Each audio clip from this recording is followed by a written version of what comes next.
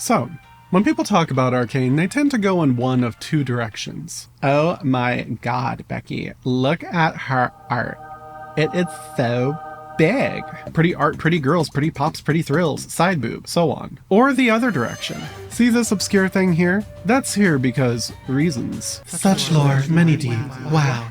I think both of these tracks are legitimate approaches to appreciating any media, and Arcane has a lot to offer in both directions. But connecting ideas and motifs without meaning is literally not saying anything. And while I agree that Arcane is very, very pretty, is pretty irrelevant. Were it only pretty, I don't think you'd have the fervor that surrounds this show. Or at least I didn't think that, but then season 2 came out, and I'm wondering how so many people invested in either aesthetics or lore are walking away crying masterpiece when the show completely But we're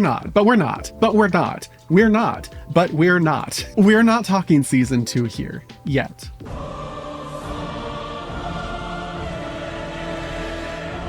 Nah, what really gives Arcane its sway is themes. I like big thoughts and I cannot lie. You gamer bros can't deny. When the plot's hitting hard makes too much sense and the truth doth commence, your mind blown. How did you come up with that? I'm literally gonna use icon. Serving for real. I've already talked at length about Arcane's themes and how they're so intricately tied into its plot and aesthetics. And this is why the show does so well. When it does. Arcane uses its symbols very cognizant of their presentation, use, and meaning, and that cohesion is so strong in the first few episodes that it makes it very easy to subconsciously follow along with everything that's happening in the show. I have also argued that this is why Arcane is, well, not that great, and in fact, often quite bad. When people do criticize Arcane, there's a lot of finger-pointing towards pacing, dialogue, and the over-reliance on angst. While these issues are present, they themselves are not the problem. The problem is the themes. From the very beginning as you're watching Arcane, you can feel a rhythm that's pulsing underneath each scene, as it shows you often explicitly exactly what it's talking about. But as the series progresses, you can feel a certain strain. You still feel like you're being shown things to a beat, but it feels too fast or too slow, off rhythm. But the truth is that original beat is just not there at all anymore, and in only certain parts has been replaced with something completely incongruous. Almost halfway through, Arcane changes what it's talking about, and that sets off a cascading system of failures that turns the rest of the show into an incoherent mess. I have said, and I stand by this, that the core issue of Arcane is Vi and Jinx, and that one of the facets of that problem is that they, as a unit that is the central device of this show, do not participate in any of its broader themes. But Vi herself does, and it's pretty emblematic of the broader issues that Arcane has, as it starts off really good and ends not. Fancy damn door. So let's start with that. Not Vi. No one gives a fuck about Vi. But how Arcane, even after the first arc, is so strong because of its themes. And I'm going to illustrate that by breaking down episode 4 and a splattering of episode 5. You'll see when we get there. It's kind of fascinating to me how, in terms of overall rankings, Happy Progress Day is often rated as one of the weaker episodes in the whole series, when it's one of Arcane's strongest episodes. It's exemplary in how it enhances Arcane's themes through its participation, and because it's kind of the last one that really does. Baby got back.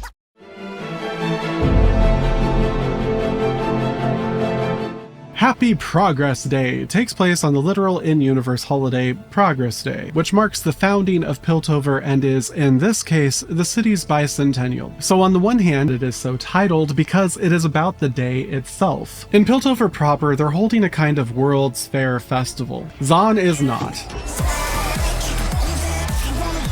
But Arcane's episode title wordplay is still in effect. There was a time skip since the last arc, so this episode serves to catch the viewer up on what has progressed since then. Jayce and Viktor's discovery has progressed into the Hex Gates, instantaneous long-distance travel. They've brought scholars from distant lands, reignited passions in arts and science. And they've also made the ruling class a lot of money. In contrast, Zon, led by Silco, has stagnated. The chimera-catalyzing chemical concoction Commission Consinged has been refined into a drug called Shimmer, which is both Zon's primary export and weapon. But Silco too must rely on the hex gates in order to smuggle this contraband out of town, and the moment that idea is introduced, it's attacked by the Zonite resistance gang, the Firelights, who torch the shipment and get the police up in Silco's business. Zon has not only stagnated, but with this incident, the topsiders are leaving us further and further behind. We also see how individual characters have progressed. Jayce has become a cybro celebrity, while Viktor is content to be his behind-the-scenes tinker buddy, who seems to do most of the actual work. Jinx has become Silco's misfit adopted daughter, who is very comfortable with killing people. We even get an answer on what's happened to Vander's bar. The community-friendly Last Drop has transformed into a high-energy, vice-enabling, slop-of-the-proletariat-exploiting club. Cool. And Silco, operating within, has replaced Vander as the de facto leader of the Undercity. But, moreover, the episode interrogates what progress even is. Merriam-Webster's dictionary defines progress as... which is an important question when people disagree with how it's measured and achieved. When Heimerdinger meets Jayce in his ivory tower at the beginning of the episode, he reflects on an old friend, Stanwyck Pedidley, memorialized in a metal statue despite his contribution being basically failure. Everything he built either exploded, melted, or toppled over. Heimer says Stanwyck realized nothing he could accomplish could compare to the contributions of his students. I like how Stanwyck is basically the personification of a certain demotivator poster. When Heimer tells Jayce that he's going to be giving the Progress Day speech this year, and so should reveal something new and exciting, Jayce decides to show Heimer the progress that they've made with Hextech. He and Jayce have refined the magic Boom Boom crystals into gemstones, an infinite, theoretically safe source of power. Emphasis on power. Jayce and Viktor are excited about what this could do for society, the increase in productivity, and the quality of life improvements for their most laborious jobs. But Heimer, apparently, rejects it. But give it a decade of careful research, and it will be ready. A decade? Oh, don't worry, my boy. It zips past you in the blink of an eye. This is a provocative evolution of all the questions posed in Arcane's thesis statement. With respect, Professor, we can be improving lives with Hextech now. A breakthrough like this takes time, Viktor. Putting that kind of power into everyone's hands is dangerous. Where in the first arc, questions about power and change are asked with much more dire references in mind, violence and war, revolution against oppression, the scale here is much smaller, but no less important. It's an equally fundamental conflict, but on the principles. Jayce and Viktor could make significant progress bettering people's lives here and now, but Heimer cautions against the unforeseen risks of such a significant change, and he kinda has a point.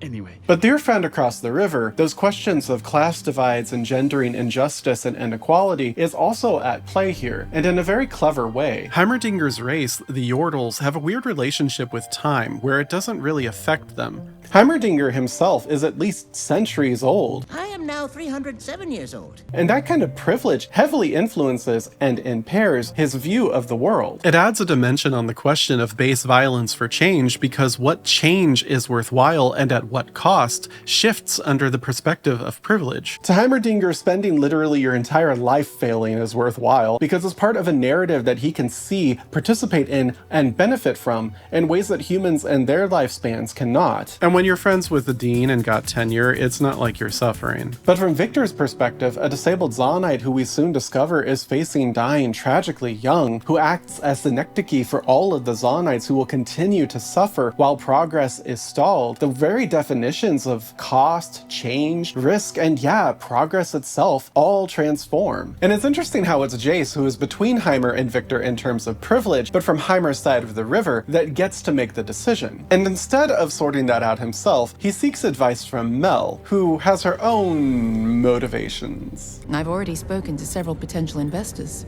Investors? Of course. Everyone wants Hextech for themselves. Putting that kind of power into everyone's hands is dangerous. Despite Mel telling Jayce that Heimerdinger only ever sees the past, Piltover needs a leader who looks forward. And give the people a glimpse of the future. I have no need for babies. Anyway, I don't know why it popped in my head. He nevertheless decides not to reveal the tech, siding with Heimerdinger and his take on Stanwyck. Stanwyck set his personal ambitions aside and focused on something far more important, our future. What is a significant life-altering change to Viktor is for Jayce merely ambition, a vice in this case. And in this case, the future, progress, is defined by a much broader timeline. That we We'll share with you when the time is right. And he justifies it with promises legitimized by ideas on unity. Things that will bring an end to your hardships. Whether you're the scion of our high houses or an honest laborer from the underground.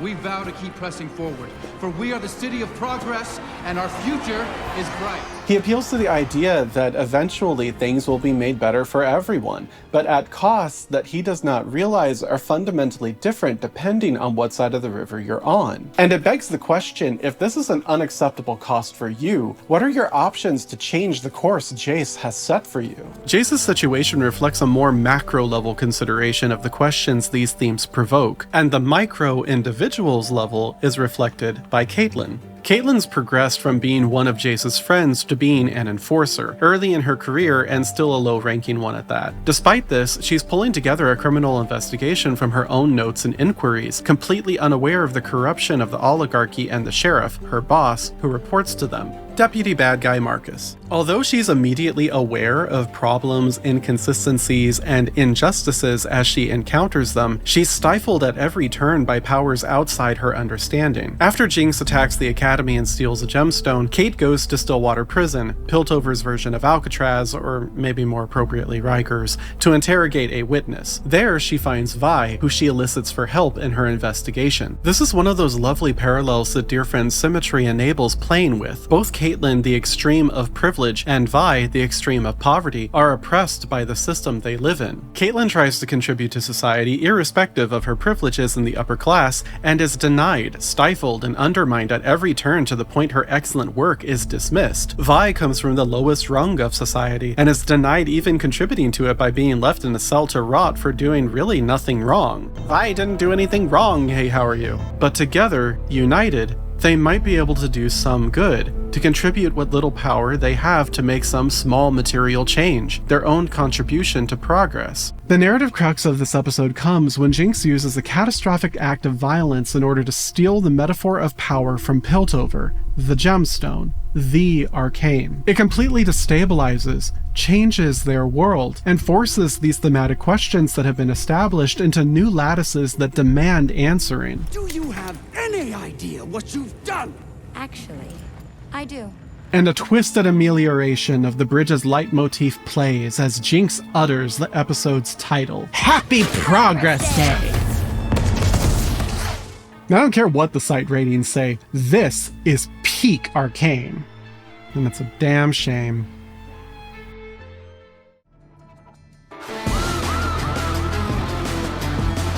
Don't get me wrong, there are still plenty of really lovely scenes after this point that are just pure love. Viktor's flashback as a child with his little toy boat that outpaces him on his crutch is a beautiful metaphor for the potential of his mind forever at odds with the frailty of his body, which, it's heavily inferred, is broken because of the pollution from Piltover into Zon. When he develops the hex core and starts doing some mad sciencey experimentation, and it works, augmenting his legs so that he can not only walk better but run, sending him racing past ships in the harbor, I admit it evokes a powerful emotional response in me. That desperate feeling only the fleeting tease of hope can give. Then there's the theater theme. Why did I write this way? Fuck it. Then there's the theater theme when Mel explained to Jayce his efforts to hunt down the gemstone and clamp down on the corruption he's discovered along the way has resulted in alienating him against his fellow council members who benefit from that corruption. Jayce learns he has to wheel and deal like the rest of them, and he does a surprisingly good job. Most people interpret this scene as the fall from grace it is for Jayce as he goes from idealist to politician, and also note how the ignorant and impotent Heimerdinger is the only one actually enjoying the theater performance while everyone else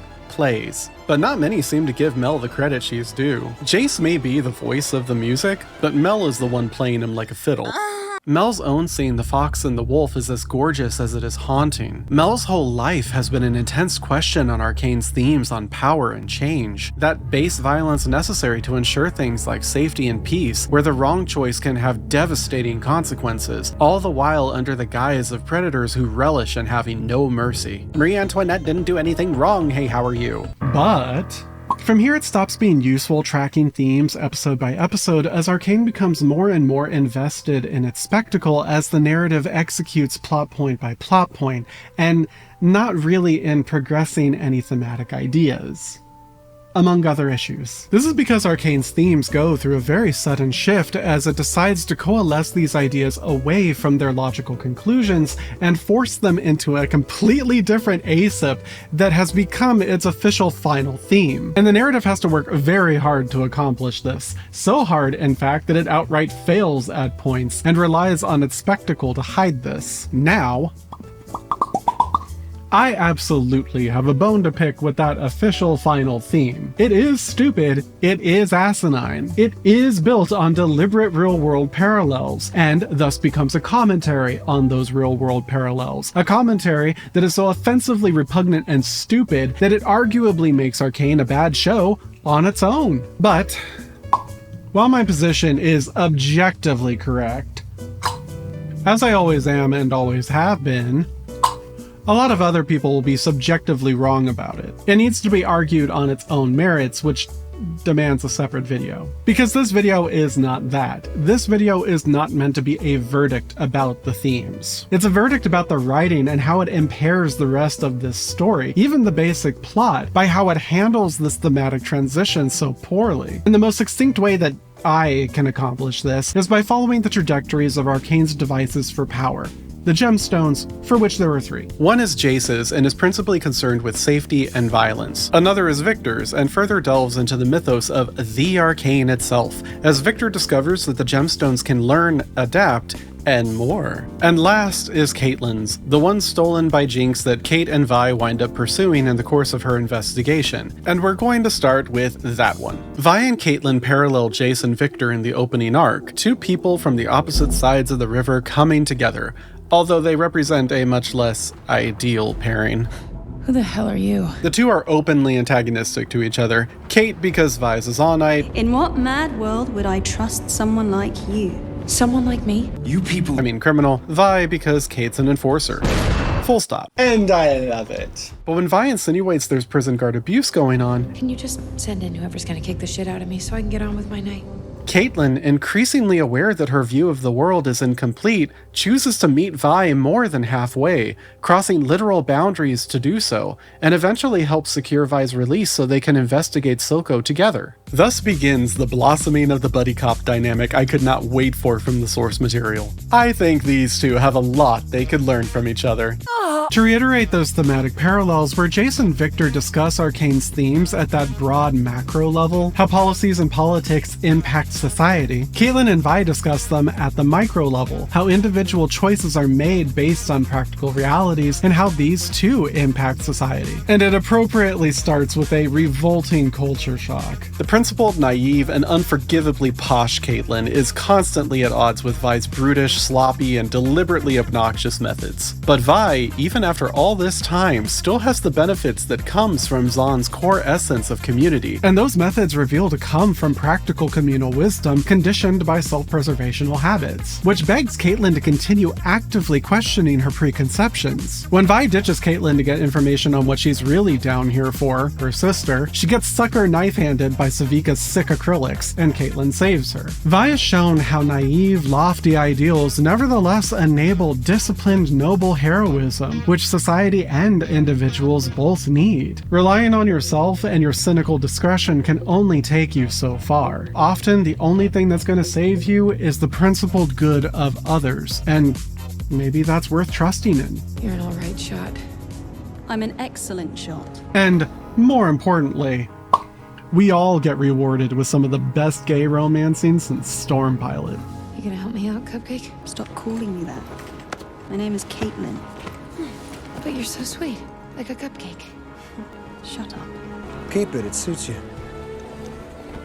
However, while I do love this is also where things start to get wonky. Because while Caitlyn absolutely has an arc centered on why people do the things that they do and why things are the way that they are, and Vi is the main vehicle to interrogate all of that, Vi kind of stagnates here, and Caitlyn... In terms of Vi, I think it's both realistically and narratively appropriate that it take Vi a little more than just Caitlyn saving her life for the 2 to develop a relationship. Sincerely, they do have other shit they need to work out, and that is actively part of Caitlyn's arc. What, you don't have parents? No. They were killed by enforcers.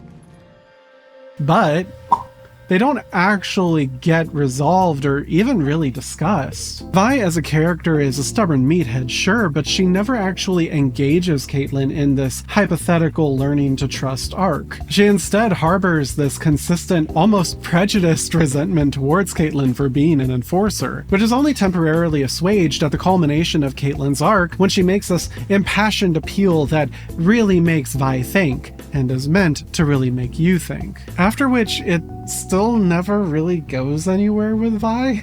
And we'll get into all of that later. I'm pointing it out now because this is the root issue for all of Arcane's themes progressing from this point. Thematic ideas established or in exploration are suddenly sidestepped, contorted, or outright abandoned by the narrative in favor of this new, singular thematic conclusion. A theme that just completely commandeers Caitlyn's entire character arc. In episode 6, when these walls come tumbling down, where other characters are busy erecting walls to protect at the expense of the crumbling of what's valued within, it's Caitlyn's walls of prejudice that come tumbling down, and that enables her to develop a relationship with the people of the Undercity, which pays off in her arc's climax during the confrontation with Echo. Sort of. It starts with Cade getting help from Huck to acquire a healing potion for Vi. As she realizes he's suffering from shimmer use, a very thinly veiled metaphor for drug use, she asks him why he would use something so inherently self-destructive in the first place. Why would you take something that does that to you? I just wanted to feel what it was like to be somebody, to make other people afraid. Caitlyn realizes that addiction is not a self-inflicted vice as much as it is a symptom of a bigger societal systemic problem. A beautiful symmetry follows as Caitlyn realizes she can't just have the healing potion for Vi. She cannot just heal Vi with the good intentions of her noble principles. She must give something for it. And what unfolds mirrors Jayce and Viktor from the first act. Viktor, the outsider in Piltover, who literally uses a cane to keep himself from falling, saves Jayce's life by stopping him from self-inflicted falling. We'll call it. This leads to Viktor sacrificing that cane to keep Jayce from falling again, metaphorically into exile, despite the risk of falling it puts Viktor himself into. And in the end, they are both rewarded with flight. Caitlyn, the outsider in Zon, who uses a rifle to keep herself from dying to violence, saves Vi's life by stopping her own somewhat self-inflicted violence. This leads to Caitlyn sacrificing that rifle to keep Vi from dying from those wounds, despite the risk of violence that it puts Caitlyn in, and they are both rewarded with healing. And while that's beautiful, and I do love it, healing is the subject of Arcane's new official final theme. Cade and Vi are taken in by Echo, who reveals to be the leader of the Firelights, and who also reveals to be in possession of Jinx's stolen gemstone, and seems to want to use it. Caitlyn's journey through the underground with Vi stands for Virgil, fulfills the promise of the bridge, where she, as the dear friend, comes across the river to and in so doing, Caitlyn not only discovers empathy for the Zonites' humanity, but the depth of the divide between them. And this moment is the culmination of Caitlyn's arc, as she is presented with an incredible narrative and thematic dilemma. Echo and his Firelights are fundamentally in opposition of Silco, who Caitlyn now thoroughly understands is the big bad of the underground, if not all of Piltover, and spiritually the entire fucking show. Where Silco wants revolution at any cost, including the sacrifice of the community itself, Echo is what remains of that community's heart, representing the past they've lost and the future as the Firelights seem to mostly comprise youths. Echo has also established that it's not only Silco killing his Firelights, but enforcers like Caitlyn. Echo, who has been forgotten by the system, has by total coincidence come into possession of that system's power, and could use it to defend himself from both Silco and enforcers. And frankly, he would be right to. And I just want to note the writing achievement that this should be. Narratively, it organically puts Caitlyn into an incredibly difficult position that's full of drama and conflict, that is nevertheless also centered on interrogating those themes that she's been building up to this entire time. Caitlyn's motivations for joining the Enforcers are established to be a sincere belief in their principles. For me, knowing how to handle this weapon means being able to protect people, to be of service to the city. What are you shooting for? Not only has her cultural identity as a Pilty been shaken, realizing the extent of Piltover's failings to live up to its ideals and governance, institutions, and base biases, but her very motivations for becoming an Enforcer, literally to protect and serve, are called into question as she discovers her fellow Enforcers are, and always have been, murdering Zonites, people who she's been empathizing and ingratiating herself with, and realizing she needs to help. This is the critical moment when Caitlyn should realize that she is part of the problem. She always has been. All of those big questions come into play. How does one use power to confront the abuse of power without succumbing to abusing power themselves? Is violence ever justified, and whether or not should we use it anyways? What is the acceptable base violence, the ORM appropriate risk for unknowable consequences? How do you bridge such a severe distance between these sides? When you're forced to choose, whose side are you on? Whether or not you're personally responsible, what are you willing to sacrifice for healing? These are all deep, important #topical questions that Arcane has perfectly set up to interrogate and to at least provide its own attempt at an answer.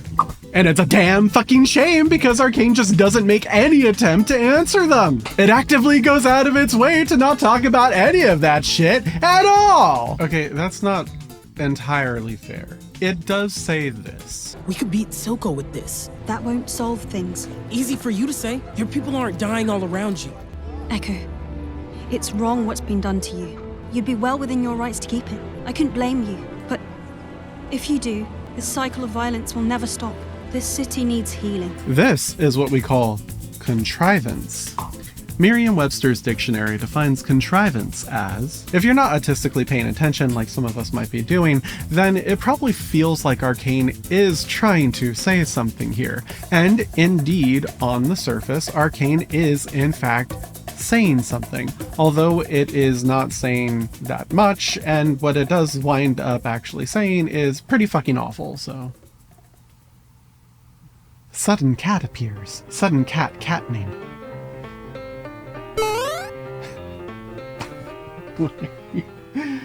Anyway, what we're talking about? But it is saying something. The problem is that it is not saying something about what it was clearly set up to discuss. And the narrative takes peculiar shapes to accomplish dodging that discussion as it reframes this into a conversation about Arcane's new official final theme. This city needs healing. And while it tries to keep this coherent in terms of the old themes that it's no longer interested in exploring, it fails to do so. Take cycles of violence. You would think that because Caitlyn says it here, this cycle of violence will never stop, that it would be a subject that is in play, but it's not. It should be, it is set up to be, but it's not.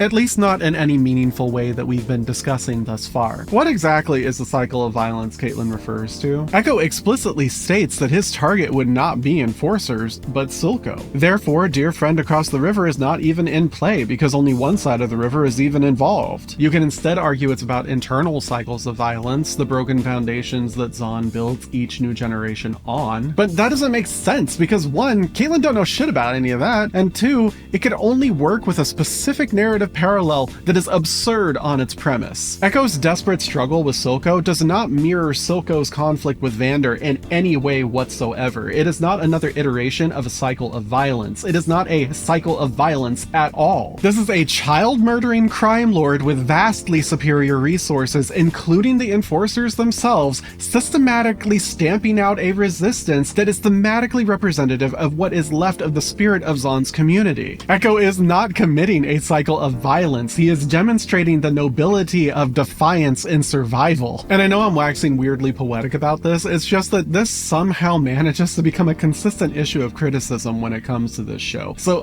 no, Kate, this would not actually just continue the cycle of violence. It could very realistically actually stop this particular cycle of violence. At least barring any ridiculous Jinx takes Soko's place plot fan fiction, which narratively makes absolutely no sense, canonically did not happen, and in this instance, Caitlyn has no reason to predict in the first place.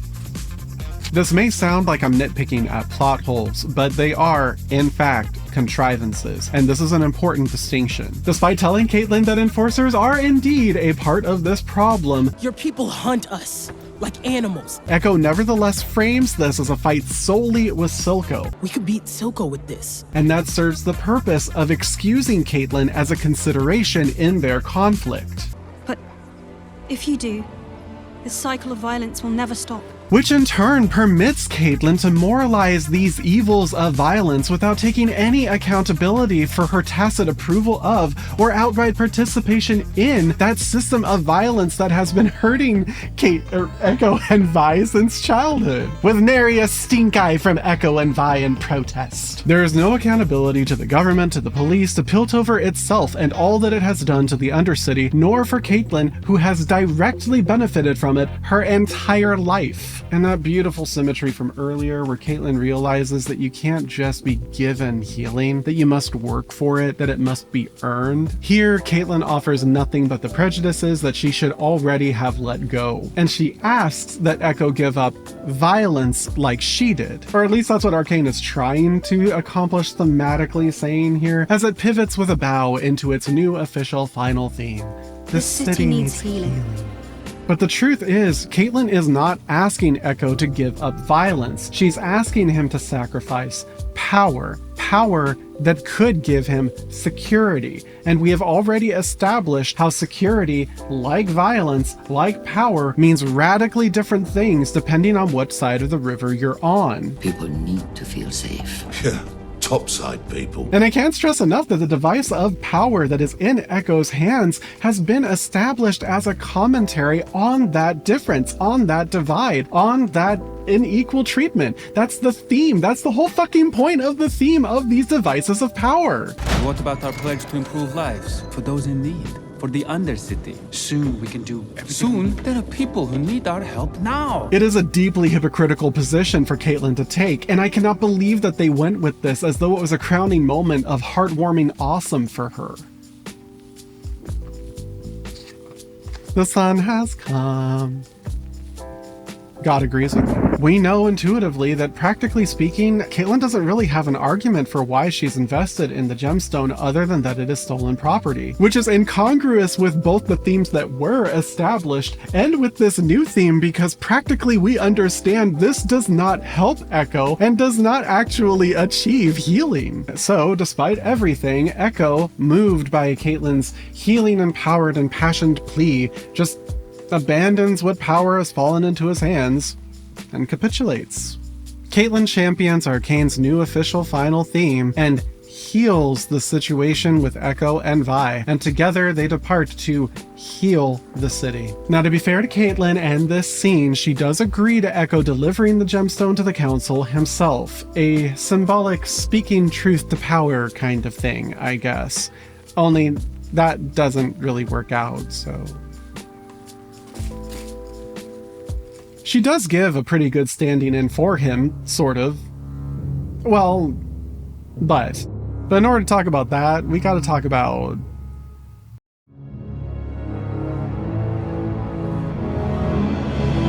So, Jayce. He kinda has layers. As a character, he's a naive, sincere himbo with big dreams, and we discover an even bigger hammer that when turned on shoots even bigger. There's a temptation to write Jayce off as a gullible idiot, and that is an active dynamic that other characters have with him in the story. And as an autistic, Mormon, Marine, who completely irrelevant to all that just so happens to be gay, I kind of get it. We can be pretty gullible idiots. But it's important to note that naive, sincere, having dreams, these words are not synonymous with gullible idiot. And neither is himbo for that matter. there. Hey, how are you? Memory, turn your face to the moonlight. A lack of scrutiny can be a flaw, but innocence, sincerity, dreams, those aren't vices. To anyone who's not an edgy, jaded, social Darwinist moron, they are virtues, all belonging to the principal ideal, the arguably principal ideal that Jayce just happens to represent. Goodness. Which honestly is kind of brilliant of Arcane. Razan represents the lives that make up any size community. Piltover represents the less tangible aspects of society. And Heimerdinger, as a founder of Piltover, represents a philosophical deliberation on what makes a good society. Not virtues and ethos, but the debate on which virtues, what ethos. The philosophical pursuit of good as theory. And Jayce, who clearly believes in these ideals derived from that theory of goodness as the new generation, through new emergent problems, represents that same goodness. Not in theory, but in praxis. If you were to sum up Arcane's themes, at least the original ones, into one sentence, it would be something to the effect of, how do you make bad things better? What is the praxis of good? Socrates, what even is good? And Jayce is kind of the perfect vehicle to explore that. He's repeatedly challenged by the system that instilled in him these virtues, with dilemmas spawned from its inability to live up to those values. Hell, the circumstances of his core motivation, the ultimate good in saving life, is a direct practical refutation of the theoretical premise Piltover was founded on. And that's praxis, honey. Ergo, even more so than Caitlyn and Echo, the showdown between these two is incredibly well set up. It's a natural progression of the questions posed by Happy Progress Day, with escalating stakes. The disagreement between Heimer and Viktor over the rate of progress in exchange for risk has been reignited as it turns out Viktor's cough of death is terminal, and the gemstones, the subject of their progress and Arcane's metaphor for power, could cure him. At the same time, Mel has manipulated elevating Jayce into a seat at the council, and with Jayce's awareness, has forced him into adjusting his principles to survive a life of politics that he did not want to begin with. He takes it well, though.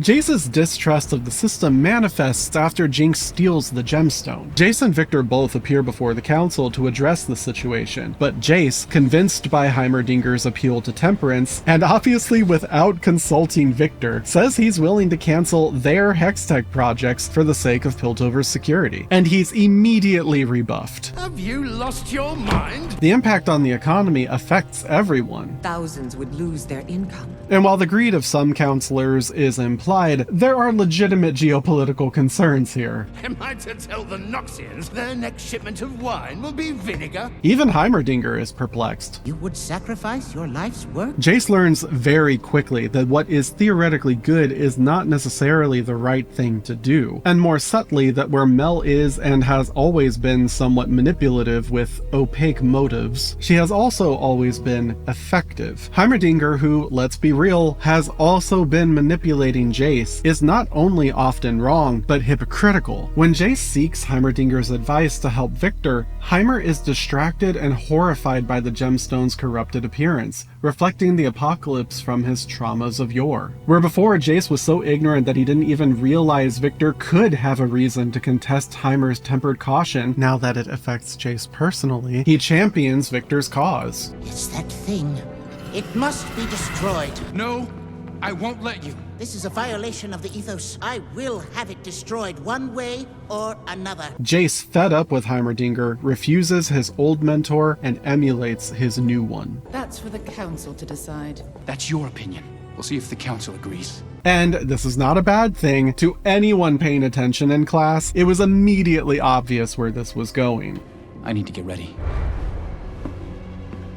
For what? The walls come tumbling down council scene is, again, very well set up. Heimerdinger, the boomer-in-chief, after waxing ignorant and complacent over literal centuries off his privileges, decides now to, as passively as possible, act. And Jayce, the young idealist, no longer blind to the failings of the system, recognizes that while Heimerdinger's ideals are noble, that his idol is good, Heimerdinger is also wrong. Action must be taken, things must change, and he's willing to abandon temperance to achieve it. In another beautiful symmetry, for Viktor, Jayce is willing to fight for it. I want Powder to have more than that, and I'm willing to fight for it. Fittingly, Heimerdinger opens this council meeting with grand appeals to Piltover's ideals. Counselors, we have lost our way. We were once one tribe. If we set aside our greed and arrogance, we can be one again. This city needs healing. And Jayce uses this moment to strike. We'll take vigilance. We must hold each other accountable. And who holds you accountable? What? Shimmer is rampant in the Undercity. Attacks at the Hex Gates and in the Academy Square, all under your watch. I'm sorry, Professor, but healing this city will take more than just speeches. What's your plan to fix this? I see what this is about.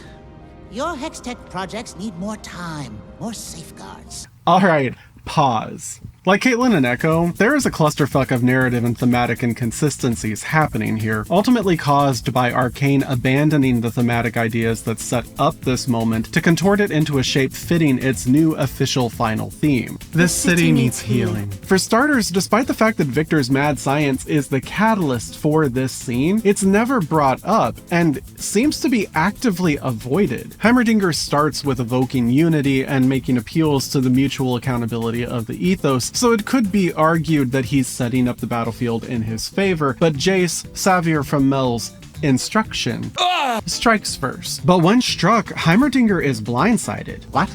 As though he was not preparing for any of this at all, and even says that I see what this is about. Is not Viktor, but your Hextech projects need more time, more safeguards. Which Jayce doubles down on.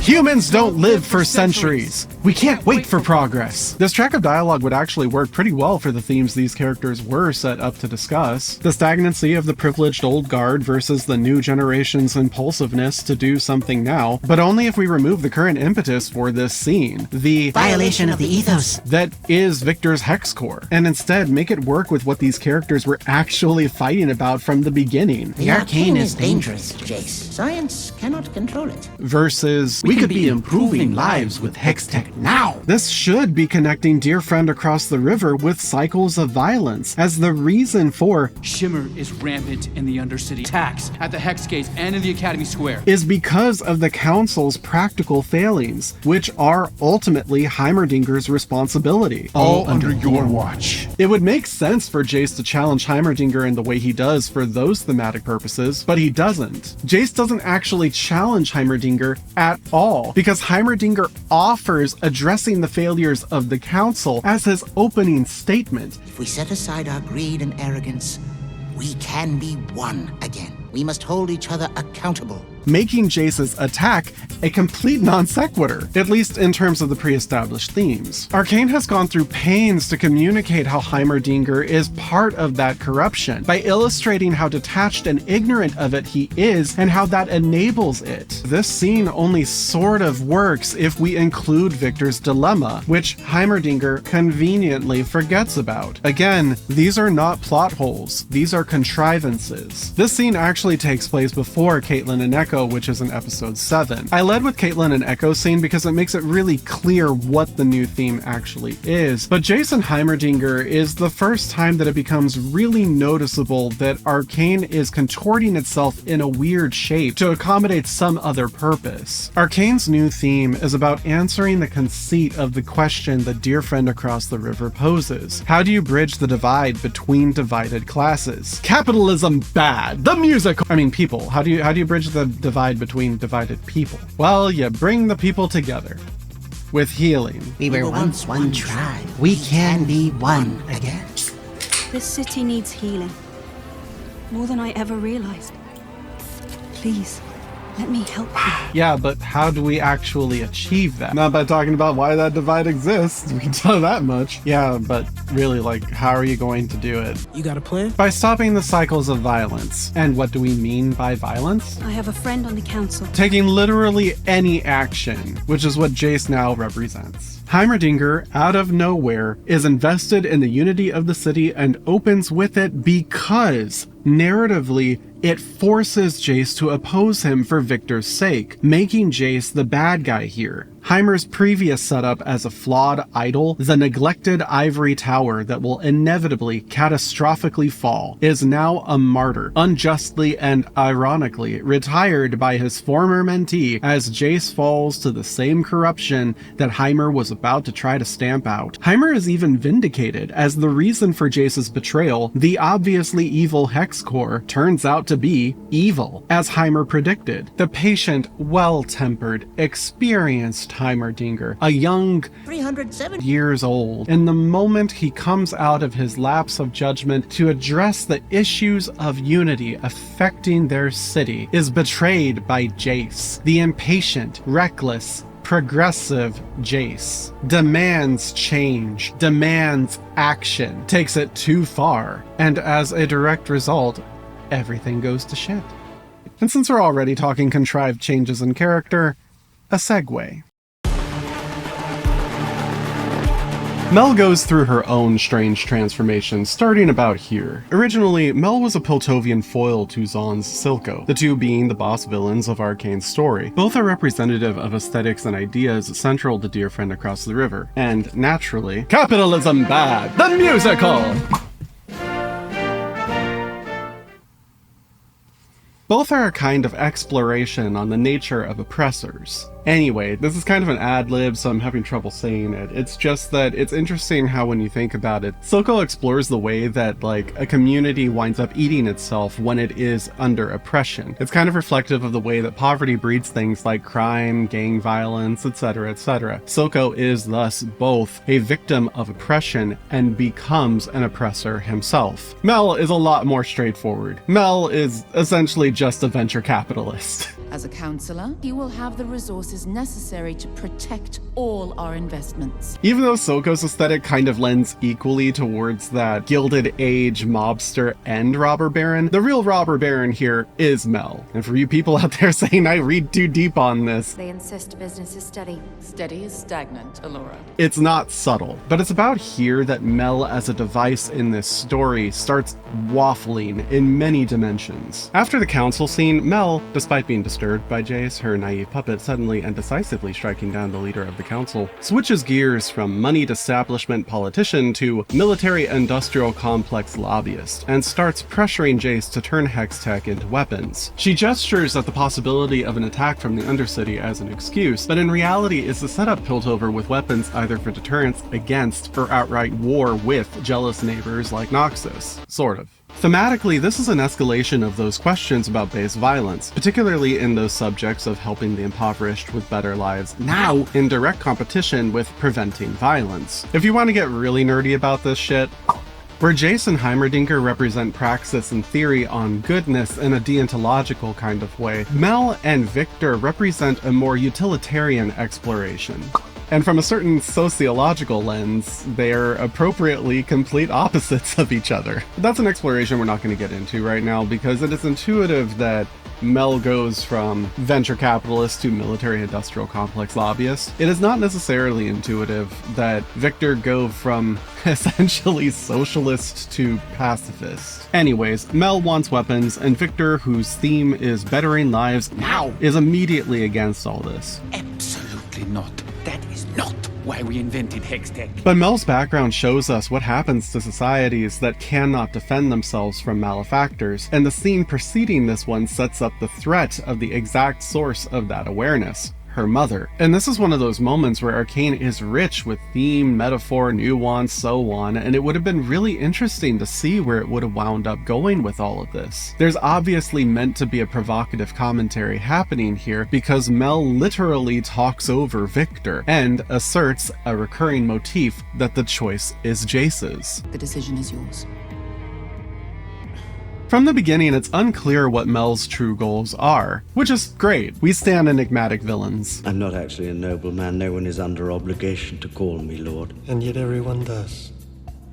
The only things that are clear are her methodology of rule. She should have a kind, fat face, pliable, so we can mold her. And that the relationship with her family is complicated. It is just bad. It's just bad, bad. And these ideas are interwoven narratively tight. What should we do with her? Mel's nature has always seemed to favor softer politics, and as a diplomatic leadership style haver, Kino says war is a failure of statecraft. I can relate to that. He fancies himself a fox among the wolves. In contrast to her mother, who does not. A wolf has no mercy. It should not surprise that the effortlessly sexy, femininely dominant, subtly savage, opulent, gorgeous black and gold woman is my favorite character and will always be my favorite character in this show. Hey, how are you? But really, my love for Mel is more about all this other shit. On the way that Jayce is a praxis on deontological good, how academic can I make this sound? How clear can it be? I'm not even a good nerd. I just have a bachelor's degree. I don't fucking know anything. In the way that Jayce is a deontological exploration on the praxis of good, Mel is a utilitarian exploration on the praxis of good. A+. Just kidding, I almost failed philosophy. Just like physics, I barely have a bachelor's degree. Mel is a genuine attempt to interrogate the balance of the full capacity of power, good and evil, where at a certain level of governance, every success and every mistake has a dire consequence for at least someone. You must learn to be both the fox and the wolf.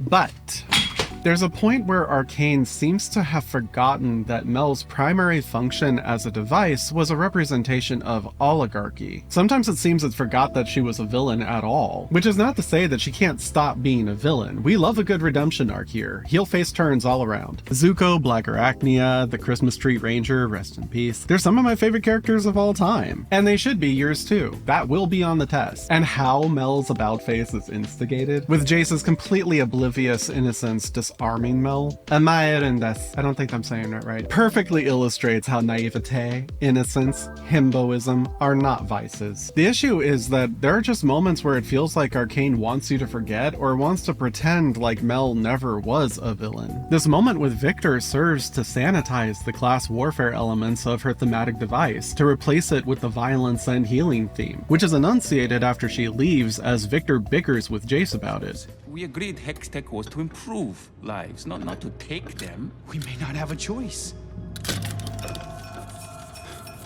This is a little tangent, but this video is already like 20 million years long, so suffer. When Viktor goes to cut the wire, he does not struggle to do so. He deliberately pauses. He's not hesitating or choosing between other wires to cut. There are none. He's simply making a choice. It's a very subtle symmetry to an earlier scene when Marcus, with the same grenade, contemplates a choice. One final act to make you the martyr you've always seen yourself as. Viktor has the opportunity to prevent the abuse of Hextech, where it'd be used to hurt instead of help people. His people specifically. I'm only asking you to prepare to defend your people. When I first saw this scene, I felt it was a cliche, but it's kind of turned into one of my favorite scenes in the show, and it's just such a damn shame because it doesn't go anywhere. Viktor winds up being about something completely different thematically, so this characterizing moment ultimately winds up being wasted. Likewise, Mel stops functioning in any way as a foil to Silco and completely abandons any role that she has in Dear Friend Across the River. It's not really clear what she's supposed to be after this point because her plot is inundated with mixed motivations, the worst of which is her mother. I can't believe you'd start a war just to cover your ass. It'd be one thing if Mel was a reference to a particularly seedy kind of imperialism. It would actually be really fucking awesome and thematically cogent. It's just that we know Arcane doesn't have the balls to do it. Hits way too close to both masters. But in the same way that the plot point with Viktor sanitizes Mel of that class warfare dynamic, her mother's desperation dilutes that imperialist colonizer oppressor dynamic with her family emergency emotional drama. And Mbessa can't really function as a Warhawk analogy because she never really really argues anything from that position. I mean, she never really argues anything from any position. The only narrative function Ambessa actually serves, what Ambessa does in the story, is give Mel a thin coat of will she won't she at the climax by complicating Mel with inner turmoil through her contrived dilemma, which no, does not go anywhere by the by. The inner turmoil is meaningless, which along with contrived family drama is a repeated issue in this show. Which begs the question what she was up to in the first place, as in before her mother entered the equation. Piltover looks vulnerable. It's too soon. Jayce isn't ready. Is introduced before her mother. There's one other thing. And since her mother's letter is received last and is lingered on, it's given the heavier narrative weight, inferring that it is what instigates the next scene. We should prepare our own countermeasures. The text of Mel's story is that she was kicked out of House Medarda because she was too soft. We can show the people we are merciful. You said perhaps your sentimentality will be more at home with those soft-spined idealists overseas. NJP Mel, 10 years in Piltover with extra duties. I certainly hope things got better, but Ambessa absolutely reflects the leadership that I had when I was in. The only difference is, so far we know, she wasn't also fucking Maddie. And it would make sense that she has been setting herself up to rule Piltover in the only way that she knows how. But the narrative also implies that Mel was sent there to undermine Piltover and make it more accessible for Noxus to annex. I sent you here to oversee our family's interests. Which probably is just Ambessa, like, manipulating her, coming up with excuses or whatever. Like, you know, it's not exactly outside of Ambessa's wheelhouse to utilize psychological warfare. But Arcane does not resolve, discuss, or even show interest in any of that other thematic garbage. It instead focuses on the family drama, which is a real shame. Like, I don't understand why. Why? Why did you do it? What was the reason? Like, God forbid that Mel's plot and arc just be about what the thematic devices inferred that it was going to be about, which is maintaining her effective complete control over Piltover, her rule, her oligarchic rule of Piltover, and, you know, the ideological differences that she has with her mother's overt conquering, warmongering bullshit. Like, God forbid that it just be that. I do not understand why the writers felt so unconfident. Like, what made you lack confidence that Mel couldn't manage a plot like that on her own, that it needed to have some kind of, like, family drama? Like, God forbid that a boss bitch have justifiable reasons for hating her mother. Not me, I love my mother. Hi, Mom. But were you guys really so lacking in confidence that you didn't think that Mel could handle a plot on her own without this kind of emotional contrived bullshit? I mean, I could even get behind the idea that her mother is tempting her with a more overt conquering of Piltover, the diplomatic leadership style being tempted by the alpha authoritarian leadership style. I get that, but nah, it's apparently that Mel lacks self-confidence and that she's severely tempted by taking her place by her mother's side. As if the real power behind the throne is going to be so insecure that she's going to be tempted by her mother's love. I fell short of Medarda standards. I don't believe that for a second. Do you?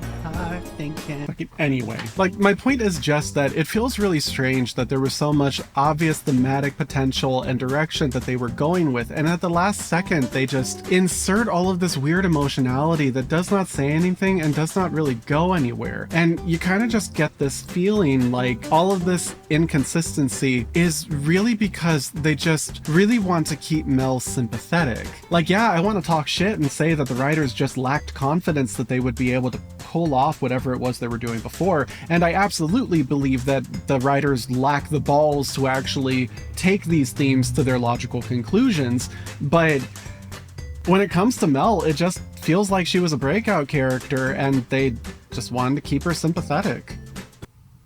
And that kind of sucks. And this is tangent, it's just that Mel is kind of the only other character that gets this treatment besides the, Anyway, back to Jayce, and a little bit of Vi, and basically everyone but Viktor.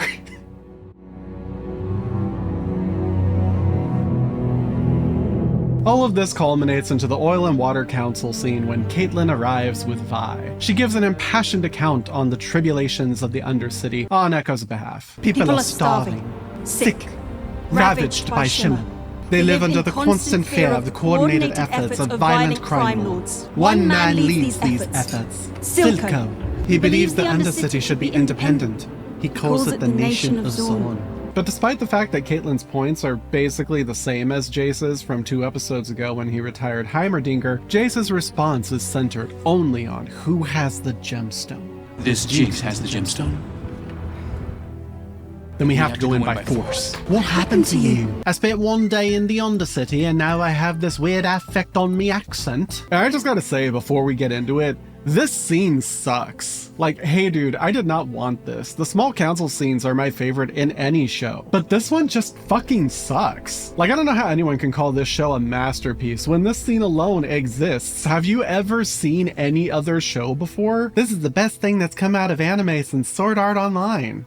On the surface, this scene is an amalgamation of consequences and callbacks. Council's preoccupation with certain people's safety, lack of temperance, desire to help people now, control of the unknown, but the motivations have deviated wildly and the logic only makes spurious sense as the narrative desperately tries to turn Arcane's old themes, established by Caitlyn's thesis on the Undercity, into its new one as Jayce starts talking war. First, it's frustrating that Jayce's taking any action is treated as a given for war, and everyone just goes along with that. We have to go in by force. That could trigger war. Jayce, you don't know war. Jayce's position isn't bombs and bayonets, it's this is serious, we need to do something about it now. Practically, what is he advocating for? That they have to go in by force. Ostensibly to retrieve the gemstone, to take back and control the metaphor for power, which effects unknowable change. So like, a police action. Maybe with hex tech. Why would the council be against that? It's not like they haven't done this before. Silco doesn't have forces that he'll marshal. What are the stakes here? Second, and more importantly, why is Mel being allowed to argue this in the first place? That could trigger war. When an episode ago, Mel was asking Jayce to make hex tech weapons for her under the premise of an attack from the Undercity, and it was Jayce telling her, we would shatter any attempt at peace. The peace is already broken, Jayce. This is what Mel wanted. She pushed Jayce to this. And now she's admonishing him because he's actually willing to do it? They're still cleaning the blood off the bridge. Jayce, you don't know war. It must be our last resort. There may be a diplomatic solution. It makes sense with that fox and wolf thing. She wants the capacity to defend themselves but never actually have to go through with it because of that capacity. In other words, deterrence. Subtle, Arcane, very subtle. Like, I don't want to be too trolly about this because this is actually one of my favorite depictions of a criticism on this mentality. Weapons can't be unmade and they are always used. It's just a shame that it, again, does not go anywhere. Least of which because it doesn't make much sense how it's executed in this moment. Only the audience is privy to the fox and wolf context. To Jayce, this is wildly inconsistent and he should call out her duplicity. It's not like he hasn't done that before. I never wanted anything to do with politics. You pushed this on me. And the framing puts Mel unambiguously in the moral right with no reflection of her past influence on Jayce, just the setup for future tension when her mother, who's circling Jayce like a cougar shark, asks her to betray Piltover for her own machinations. Which no, does not go anywhere, and we know it's not going to go anywhere because the framing has already tinged her in good guy by this point. Which is not set up, not worked for, and not earned, and why would it be? This is just contrivance and melodrama padding. Third, Caitlyn's plea for the conditions of the people in the Undercity gets forgotten as Jayce starts talking war, and this is fine as it is a deliberate commentary. Mel's there may be a diplomatic solution returns some focus to people's lives, but the rest of the council agrees with her, despite how thematically they're supposed to reflect government apathy and corruption, and despite how, in similar circumstances previously, they enabled Grayson and Marcus to go Rambo, among other things. And Jayce just throws his hands up at this, despite both his own concern with people's actual lives and how Jayce has actively called out this hypocrisy before. Sorry, Professor, but healing this city will take more than just speeches. What's happening here is that Jayce's superhero complex is imploring that he do something to save people's lives now, as their current problem is crime lords blowing them up. But also, like the council scene before, Jayce is being contrived into being the bad guy as the council, in a totally out of character moment, decides to actually rule with some benevolence. And instead of deliberating his legitimate position that they should still do something, he says nothing, posing himself in opposition to Mel's stance, reifying a dichotomy between peace and war. But you know who does say something? Vi. And it's really fucking stupid. You want to negotiate with him? It may be the only way to avoid further bloodshed. This is insane. Did you learn nothing? You can't talk to him. He hates you, everything you stand for. He will never back down. Enforcers, Please escort them out. Forget it. I remember where your fancy damn door is. Flames on the side of my face. Like, I get that Vi is supposed to be on the spectrum of young adult and teenager, and that her dialogue is meant to reflect her brutish, brash punch first, ask questions while punching personality. But this whole thing is just stupidly incoherent. Did you learn nothing? From what exactly? From Kate's speech? From the bombings? What were they supposed to learn exactly? That he's a criminal mob boss? They got that, yeah. He hates you. So? He will never back down. I mean, aside from giving up Jinx, Jayce got Silco to back down pretty easily, actually. And how the fuck would you know? You've been in prison for the last decade or something. This one ain't even on Vi. Please escort them out. Wait, them? What'd Kate do? Please, tell me. And then the epic. I remember where your fancy damn door is. Hey, no back talk. You are in timeout, Missy. Vi's whole tantrum is absurd because it's in response to people not wanting to use excessive force. Something Vi should be invested in considering her entire life. Like, maybe Vi is out for blood for the same reason Jayce appears to be. Jinx and or Echo may have just died on that bridge because of Silco, and the Council's direction is not exactly satisfying. But she's not contributing narratively or thematically. She just throws a fit and says things that are weirdly inconsiderate to her own experiences, let alone what it might mean to everyone else in the Undercity who she just spent the day prior with. So, like, what the fuck is going on here? Well, that's quite simple, really. Arcane just needs to contrive a way to make Jayce thematically in the wrong per its new "this city needs healing" ASAP. Jayce can't argue his, granted overzealous position is about saving lives because his inevitable actions need to be framed as war, and nuance might dismantle that. Likewise, he can't call out Mel's absurd hypocrisy. Using these words back at her justifies Jayce and Vi going against her sage wisdom, which would impair the looming thematic point this show's now going for. That violence is bad. Which is a damn shame because Arcane is missing out on some incredible dialogue and conflict that would have made so much more sense than what we got, even considering the thematic warping that the narrative is trying to pull off. This is particularly egregious with Caitlyn and Vi because they've already been subtly established as thematically opposed to each other, and since Arcane decides to break them up immediately after this scene, they have every excuse to fall into these divisive lines here. Caitlyn's championing compassion and healing not only fits with Mel's appeal to peace, it's the thematic core of what Arcane's now discussing with its official final theme. Vi, for reasons, is fed up with all of that and wants action now, which is so obviously aligned with Jayce's position that she seeks him out to further the plot. Like, to reiterate that this is a focus on, like, narrative fail, why not have these lines drawn here? It's so natural, it's so organic, it's so clearly set up. Why did you not do it? And the two fighting, even in proxy via the Council, would have been so strong for their eventual split instead of whatever the fuck this was.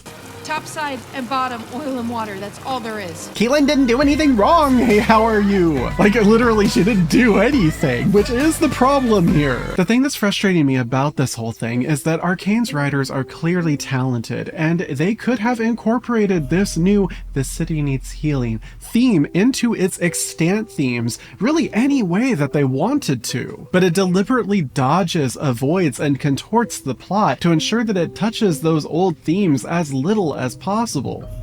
Why? Well, because if it did, then Arcane would have to actually say something. If you follow Arcane's original thematic devices to their logical conclusions, those themes on violence, class divides, theory and praxis, family and principle, power and change, the most likely place you're going to wind up is considering some pretty radical truths. That bridging the gap requires work, and often sacrifice. That you might not get to keep both family and principle. That sometimes you must choose between what is theoretically good and what will practically achieve it. That at least the way that our society is built right now, whether people want to admit it or not, sometimes violence is okay. Sometimes, dare we say, necessary. And sometimes the systems of authority, power, i.e. the government and its apparatus, are broken, corrupt, and will not change without force. And when you put all of these concepts together, and we consider the timeline, the zeitgeist that Arcane was developed in. Arcane, probably for a lot of reasons, will not allow itself to say what inevitably would be said. The truth is that there are valid points that could be argued on all sides here, but Arcane cannot and will not allow any other take than that the two divided sides need to just come together for some healing. Therefore, it cannot allow any other take on violence other than that it's bad, okay? Violence bad. That's why Jayce's somewhat reasonable assertion that they need to use force to get a grip on the situation is met with Caitlyn's horrified, "What happened to you?" as though this thought process is inherently obscene. That's why Mel contrives the council into not doing the violence but doesn't advocate for anything else. Because she's an obstructionist in Congress. Mel McConnell. Because it enables Jayce and Vi to go against her wisdom, sojourn into the Undercity with weapons, and get a glimpse of war. The conclusion of which is Jayce realizing violence is in fact bad, okay? This council scene is really about insisting the conclusion of all the other themes that Arcane has set up into the shape of an aesop that says healing is the answer and violence is always wrong. Jayce wants to do something to effect change, and that requires some base violence and therefore is bad. Jayce's concern with the lost power itself is somehow inherently violent and therefore bad. All the questions about systemic suffering get thrown out or trod all over because they all lead to the logical conclusion that maybe, sometimes, violence might be the right thing to do. And Arcane can't have that. So it expertly jukes any actual conversation on merits and points that led these characters to this moment and instead focuses on melodrama of impatience, vengeance, and victimhood, the gaps masked by cinematic camera work and incredibly stupid word choices. Fancy damn door. The fancy damn door didn't do anything wrong. Hey, how are you? The worst of this is when Caitlyn runs after Vi. Wait! Where are you going? Back where I came from? Seems like that's what everyone up here wants. No, Caitlyn obviously does not. I mean, the council didn't seem to want it either until you broke into a frenzied, somewhat off-topic rant. I can fix this. You can't. This is how things are, how they've always been. I was so stupid to think it could change. Even dear friend across the river gets mutilated into absurdity as Vi evokes it here. Top side and bottom, oil and water, that's all there is. This is just melodrama meant to mask how dumb the seeding proceeding it was, with escalating emotional tension rewarded with angst. It's also so obviously inaccurate that it only exists as another meaningless contrivance. I can fix this. You can't. Why can't she? You guys up to this point have reinforced how people from opposite sides of the river can indeed bridge the gap and work together to make progress. But I guess the council didn't decide to carpet bomb the last drop or something, and that's all the evidence she needs to know that Pilties and Zonites do not mix. What about us? Oil and water. Was it meant to be? What the fuck ever, man. The last 3 episodes of Arcane condense, reduce, and outright omit so many thematically interesting ideas. Questions about oppression and revolution, the class divide between privilege and poverty, broken foundations and impotent ideals? What should be the rate of progress when people are suffering in the immediate moment? Can you do something? The very real question of how to exert power to address significant problems that devastate people's lives at the micro and macro levels with tangible change? All this gets boiled down to, there's a bad guy and we gotta stop him, but we can't use violence because that'd be bad. And yeah, violence is bad, but narratively that hasn't stopped you people before, and thematically there's more to it than that, right? If that all sounds wildly uncharitable to you, then what happens next? Jayce and Vi use the gemstones, the Arcane, as weapons. Violence happens, it's bad, and that drives the narrative conclusion of the show. After breaking up with Caitlyn, Vi convinces Jayce to go into the Undercity to raid Silco's Shimmer manufactory, which is a tactically sane, valid next step, politically speaking, which had been brought up in the council so we could understand why some people would be against this obviously good idea. Jayce uses his newly made Mercury hammer and gives Vi the Atlas gloves he showed off to Heimerdinger like 4 days ago? I know it's pedantic, but I think it's hilarious how little time has actually passed since Happy Progress Day. Talking about talking for weeks now. No, you haven't. It hasn't even been a week. It really seems like something happened with the writing, and considering animation timelines, they may have just ran out of time to fix it. And that would also explain the weird use of spectacle in the latter half. Like, Arcane's always been chock full of spectacle, but before it would enhance themes or contribute to world building. And In the latter half, it's just going ham trying to mask how it's filling the gaps between weakening plot points. The end of episode 6 is the worst offender because it's filled with very deliberate symmetry that is completely meaningless. Hey, how are you? Anyways, Jayce and Vi do a little war, and of the many mooks and faceless red shirts who get killed, a child also gets hit in the crossfire, and Jayce breaks down. The culmination of his arc is at hand. He learns that violence is, indeed, bad, okay? The next scene is Jayce's contrite talk with Viktor. You have to destroy it. I know. Which ends with... We lost ourselves. Lost our dream. In the pursuit of great, we failed to do good. We have to make it right. And that, in turn, leads to Jayce negotiating with Silco. Today I got a glimpse of what war between us might look like. Your people wouldn't stand a chance. Council couldn't care less. I'm trying to save you from annihilation. And again, I gotta note how absurd and stupid this is. How ham-fisted and forced it is. Jayce takes an single action that actually made a lot of sense in terms of a measured incremental step towards addressing a problem, a use of this show's metaphor for power for something that logically makes sense as a reasonable base violence necessary for change that improves people's lives. But one kid dies and Jayce completely abandons the course, vows to destroy his instrument of power, and even capitulates to Silco. Even though Vi rightfully points out in the moment, one dead kid? There's hundreds more where he came from, thanks to Silco and thanks to people like you who stuck their heads in the dirt. I mean, we know the writers got some muscle in their punches. I don't know why they didn't use them in the council scene. Fancy damn door. Anyways, and in that moment, Jayce doesn't respond to her point. This is over. It instead almost turns into another stupid, pointless fight as he tries to reclaim the Atlas gloves from Vi to take her power too. And I guess you're gonna need to kill another trencher.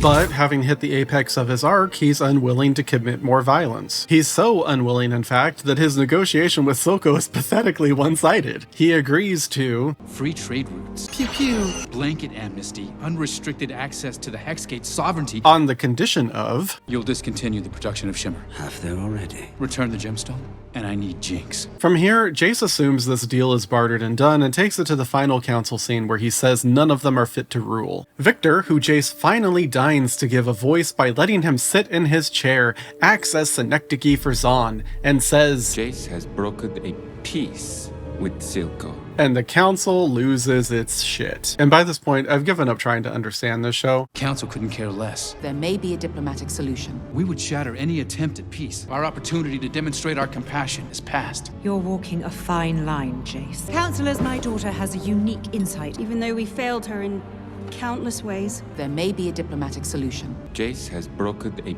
peace with Silco. What? There may be a diplomatic solution. What? A diplomatic solution.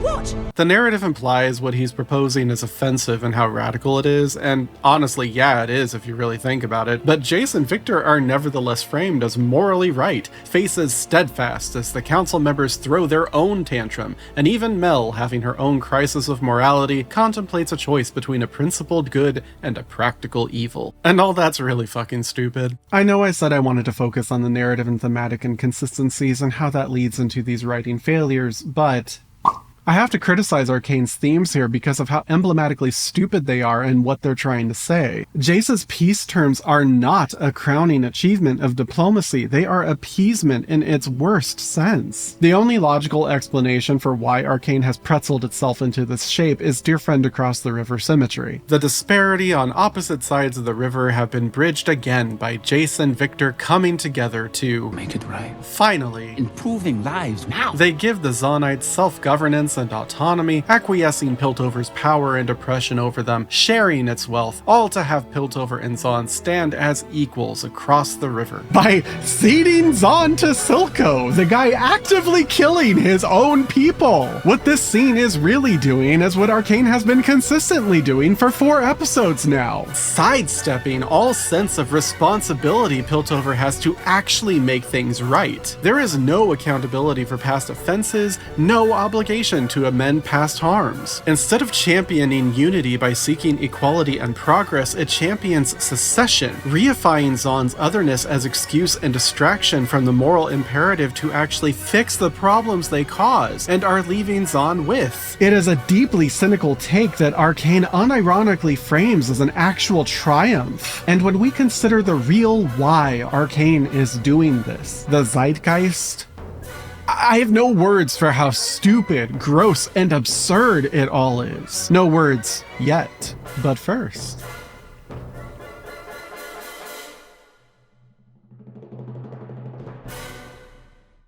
Unlike Kate and Jayce, Viktor's interaction with power is internal, literally. He discovers he has a terminal illness, discovers the hex core he's invented, learns and adapts, and drinks his blood, and can possibly heal. His pursuit of using hex tech to better people's lives has become desperately personal as he tries to see if there's a way to save his own life, which we can infer does have practical implications for others, right? Right? This isn't a short-sighted metaphor suggesting that his altruism has been warped into selfishness or something, right?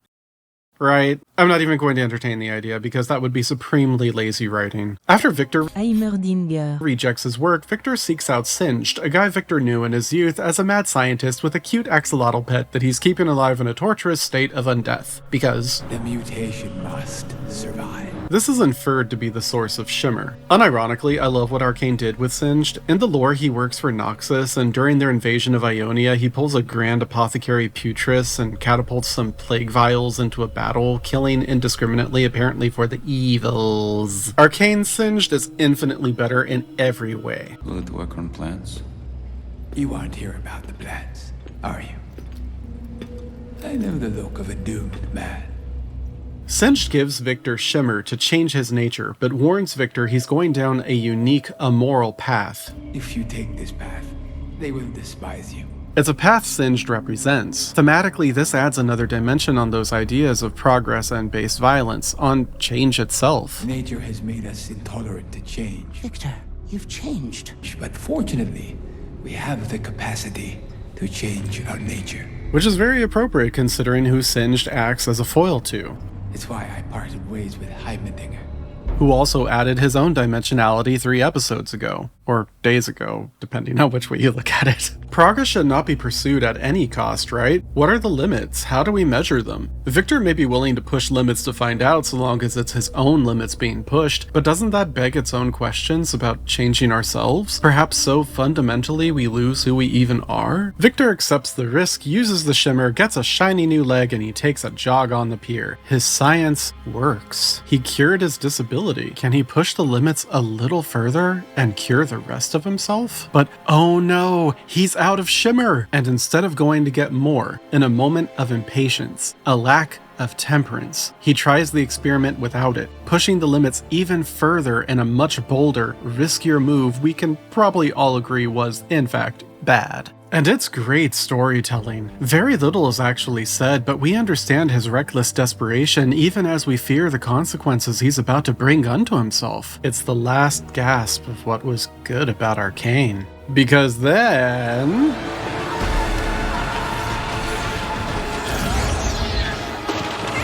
a random woman shows up, misunderstands what's going on, and throws herself into the problem, only to get dissolved and obliterated by the Hex Core. The result of Viktor's sciencing with dangerous powers and reckless risk of his own life pursuing progress at any cost is... Sky gets fridged. What the fuck? Fridged, you ask? Merriam-Webster's dictionary defines fridging as... stuffed into the fridge is a trope where a character's loved one is hurt, killed, maimed, assaulted, or otherwise traumatized to motivate some other character's story. It's almost universally a woman who gets fridged, often horrifically, and ultimately for a man's character development. To quote TV tropes, it is all too often a hallmark of supremely lazy writing. Merriam-Webster's dictionary defines supremely lazy writing as... so tropes are not inherently bad, it comes down to execution. But what is going on here? How does it serve the narrative that Sky gets fridged for Viktor? It is a very, very, very minor subplot that Sky seems to have feelings for Viktor, despite saying virtually nothing to each other the entire season. There's always tomorrow, right? Good night, Lucian.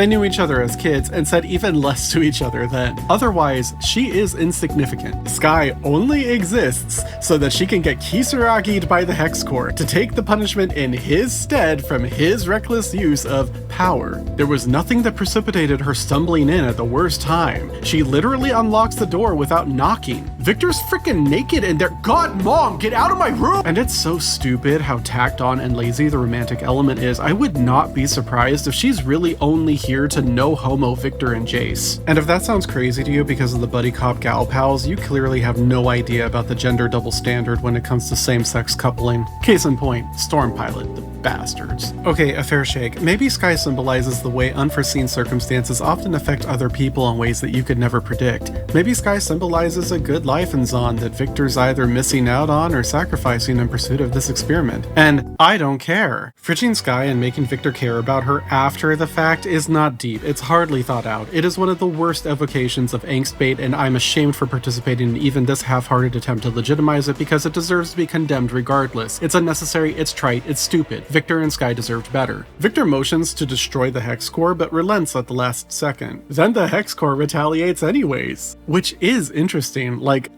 other than eating a completely irrelevant, not even tertiary side character that wasn't supposed to be there, what has the Hex Core done wrong? Nothing. It's just there, vibing, performing surprisingly charitable equivalent exchanges at Viktor's request. The Hex Core didn't do anything wrong, hey Howard. For the unfamiliar with the lore, the Hex Core is showing signs of the Void, this weird, purple, gooey, eldritch horror evil that may or may not have destroyed other civilizations. Heimerdinger's neoclassical flashbacks may even be referencing their apocalyptic ends. Fellow League champion Rise, who is often thought to be, but probably is not the wandering mage who saved Jayce and his mother, has his own cinematic from 2018, Call to Power. In it, he is collecting a rune and contemplates the destruction it's caused. It's possible he caused it himself by not being able to control its power in the past. He has to defeat a void monster in order to retrieve it before locking the rune away.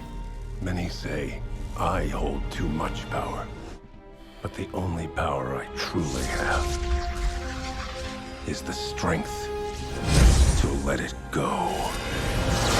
Viktor's Hex Core in the original lore has nothing to do with the Void, and neither does Viktor. Arcane's Viktor is actually a pretty radical departure in most of the details and is only loosely seeming to head towards a similar fate. Which is fine. I actually prefer Arcane's Viktor's origins. Or I did until I saw Season 2, and not only did I see where they went with it, but they canonically changed League's Viktor to match it. What the fuck, Riot? And I warned you people.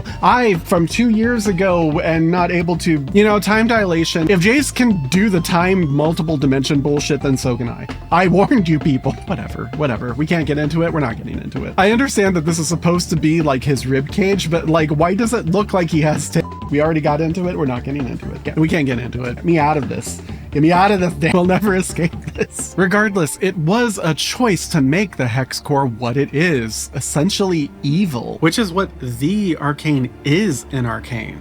It's said that the Arcane speaks through them. They form some kind of mathy, magic-y gateway to the realm of heebie-jeebies. The Arcane is the curse of our world. My race was nearly destroyed by it. In Arcane, magic itself is essentially basically evil. Although the exact aesthetic changes in Season 2, it is still reflective of, if not a direct link to, the Void. A pseudo-sentient alternate dimension which manifests as creatures literally defined by hunger and consuming all other things. Hextech that evolves. And this is a pretty common verdict on the philosophical idea of power itself. What the Arcane is a metaphor for. Power consumes. Power destroys. We're taught Lord Acton's axiom, all power corrupts. Absolute power corrupts absolutely. Merriam-Webster's dictionary defines power as few can resist the call of power. And we should note that that quote is incomplete, and this incomplete form is often misused as a thematic base in stories like these. Because we have to ask, is this really all Arcane has to say about that? Is this the sum of its themes? That power is bad? Well, yeah, kinda seems to be. What do these people do with power? Caitlyn convinces Echo not to use it lest he perpetuate the cycle of violence. Jayce uses it out of fear in the form of a weapon, uses it for violence explicitly, and horrified by the results, gives it up. Viktor uses it for personal ends and in a completely stupid, contrived way accidentally gets someone else killed. He recognizes the inherent evil within it, the evil Heimerdinger always recognized, then gives it up. Further still, he says, "You have to destroy it." I know. Is Arcane's ultimate directive the only thing it really seems willing to take a stand on? Is that power is inherently corrupting and should be let go? I'm not fit to govern the people who live there, and neither are you. Have you considered the best ruler might be someone who doesn't want to rule? You have to destroy it. The Hex Core. Promise me. Is Aegon Targaryen. You have to protect it. Promise me, Ned. Anyways, to be fair, this is a theme that Arcane sets up to be explored relatively early with Heimerdinger and his musings on Stanwyck. Stanwyck set his personal ambitions aside and focused on something far more important. Continued into the Happy Progress Day speech and its council scene afterwards. But shouldn't the safety of Piltover be our first priority? You would sacrifice your life's work? Heimerdinger's tone is not admonishing Jayce, but admiring him, proud he's taken the lessons to heart. But again, early Arcane was very interested in interrogating and criticizing these kinds of ideas, whereas later Arcane unironically doubles down on it, as though it's somehow bold or uniquely noble to give up power instead of using it for the work that clearly still needs to be done. Giving up power, doing nothing, is seen as noble and good, but using power, even to do good, always ends in corruption, is tantamount to violence. This show has a lot of really frustrating moments for me, but I think the worst is this moment. We lost ourselves, lost our dream. In the pursuit of great, we failed to do good. We have to make it right. I genuinely think it contends for the worst moment in this show because of what it represents. In a vacuum, it's narratively incoherent, like so much of this show's final moments. It wants to tie in those ideas with Singed, that Viktor allowed himself to change too much and lost himself in the process. Jayce, too, was changed by politics and the position of leadership he was thrust into, even though he was unwilling in it. But the loss of their dreams relies on the meaning in the pursuit of great, we failed to do good. Which is so morally bankrupt that it feels like maliciously toxic, politically motivated, pathological brain rot, actively trying to infect my mind and yours. Neither Viktor nor Jayce sought greatness, nor did they sacrifice good for it. Jayce pursued an action, and the one he took was in fact a measured incremental step. Viktor pursued survival, something that doesn't even exist on this spectrum. It is noble, it is righteous, to endeavor to survive despite all odds, assuming that it's not at the expense of anyone else. A caveat that only comes into play because of fucking Deus Ex Elfenlied.